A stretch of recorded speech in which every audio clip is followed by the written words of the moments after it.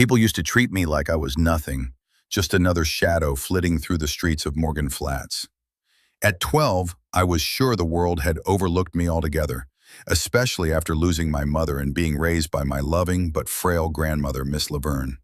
We survived on scraps, but I was determined to do whatever it took to help her with her heart medications, collecting cans like a little soldier on a mission.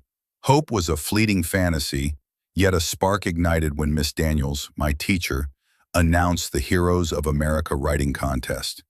Then came the flight to Washington, D.C. I settled into my seat next to an elderly veteran, Frank McGraw. He exuded tales of valor, a comforting presence amidst my anxious heart.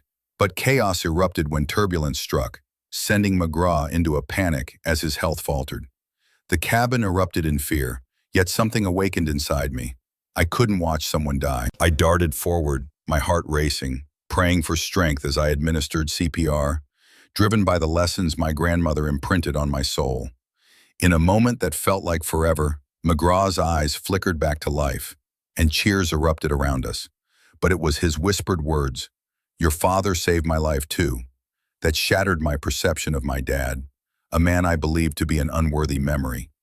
Confusion washed over me, igniting a quest to uncover the truth about James Carter.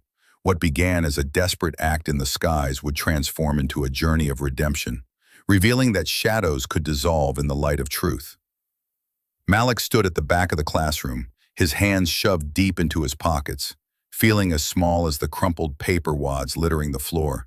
Miss Jacobs, his history teacher, towered over the desk, a thick stack of assignments in her hands. "Malik, are you listening? Or just another daydreaming boy?" He didn't respond, too accustomed to her disregard, but a classmate, Jared, snickered. "Maybe he's just waiting for his chance to collect cans," Jared shot back, laughter radiating from the group. "Enough!" Miss Jacobs snapped, her glare piercing. "This isn't a joke. You don't have the luxury of laughter." Malik clenched his jaw, humiliation creeping up his neck. He stuttered, but she cut him off, eyes narrowed. "No. You sit there silently while the rest of the class wants to learn. You think you're special? Think again." The sudden flare of anger ignited a fire inside him. "I helped my grandma," he blurted out, his voice shaky, trembling from the weight of his responsibility. "She needs me." Miss Jacobs rolled her eyes. "And this is an excuse to waste my time? You're just a kid, Malik. Focus on your future, not your family obligations." His heart sank. The words stabbed at him, leaving raw wounds. The room went quiet. Malik heard the whispers, felt the judgments. He couldn't voice his hurt, couldn't explain. Instead, he stared at the floor, forcing back tears. He had been dismissed, judged, an invisible boy under the weight of someone who couldn't see beyond their desk. Malik sat quietly in his seat, the hum of the airplane masking his swirling thoughts. His hands fidgeted with the worn fabric of his jacket, a small gift from Miss Laverne that he cherished like a treasure. The flight to Washington, D.C. felt surreal, a world away from Morgan Flats, where darkness loomed large after the passing of his mother. Each can he collected echoed a silent vow to support his grandmother's medications. In the midst of his thoughts, the seasoned veteran beside him, Frank McGraw, offered a nod, a bridge between their lives grounded in shared resilience. Turbulence rocked the plane, followed by frantic cries and a doctor rushing past. Malik's heart raced, despair mingling with panic as McGraw gasped, teetering on the edge of consciousness. The cabin erupted into chaos, and in that moment, Malik sensed something shift within him. Ignoring the fear clawing at his insides, he leaped into action. Pushing through the storm of anxiety, his small hands working to bring McGraw back. "Please don't die, sir," he murmured, each compression a plea for life. When exrius and cheers erupted, Malik could barely absorb the relief flooding the cabin. It was after the clamor settled, amidst the residual hum of commotion, that McGraw leaned closer, whispering words that struck Malik like lightning. "Your father saved my life too." The impact shattered everything. Confusion tangled with bitterness. He'd long accepted his father's absence as a mark of shame. This revelation shifted something deep within Malik. He felt the first seeds of defiance stir against a life defined by silence. He had grown tired of being overlooked, tired of carrying others' burdens alone. Here, in this cramped space filled with strangers, he had tasted purpose for the first time. Something inside him was awakening, demanding to be heard. Malik took a deep breath, his heart hammering against his chest as he stood before the small group of reporters. The camera lights flickered like stars, bright and piercing, and he felt the weight of his heartbeat in his throat. "My father was not a traitor," he stated, each word steady and deliberate. The quiver in his voice had vanished, replaced by a calm certainty. "I found the papers," he continued, glancing at the pile of documents resting on the podium. "He saved lives. He deserves to be remembered as a hero." A murmur rippled through the crowd, and for the first time, Malik sensed respect lingering in the air. The reporter closest to him leaned in. "What made you speak out?" he asked, curiosity sharpening his gaze. Tash Malik shifted his weight, newfound confidence flooding through him. "Because I'm not ashamed anymore. I want the world to know who he really was." The silence that followed was thick, electric.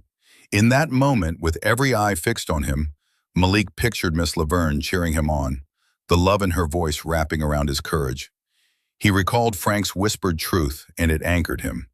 This was not just about fixing his father's name, it was about owning his story. As he stepped away from the podium, a faint smile tugged at the corners of his mouth. He had confronted the shadows of a painful legacy and emerged stronger. Each step forward was a small victory, leading toward a brighter future. He was ready to push back against a world that had often silenced him. As the final hearing concluded, Malik sat outside the grand chamber, his hands trembling, still buzzing with the weight of his testimony. The chaos of the press and supporters trailed behind him like an echo. He had done it. He had spoken the truth, a truth that uncovered the stolen honor of his father, James Carter. And then it happened. Frank McGraw emerged from the throng, his frail body now a silhouette against the bright rush of cameras flashing, a beacon of old valor. He walked towards Malik, eyes shimmering with gratitude and something deeper, shared kinship. "Malik," McGraw said softly, "it was your words that rocked this wall. Your father is finally seen." Malik's chest tightened, the wave of relief crashing over him almost took him to his knees. He could feel the ripples of history shifting, the weight of his family legacy lifting. In stark contrast stood the faces of those who had wronged James. Those who had whispered lies and spread rumors now turned pale as they realized the impossible was happening. Their smirks melted away, replaced by the dull pallor of unmasked guilt. It was a slow unraveling, an emotional tapestry pulled apart thread by thread. Tag Malik made his way backstage. Whispers of him being a boy with a voice swirled around him, igniting pride. The room rang with applause, but it wasn't for him. It was for the honor restored. To the world, Malik was a boy, but to his family he had transformed into a knight celebrating his father's memory.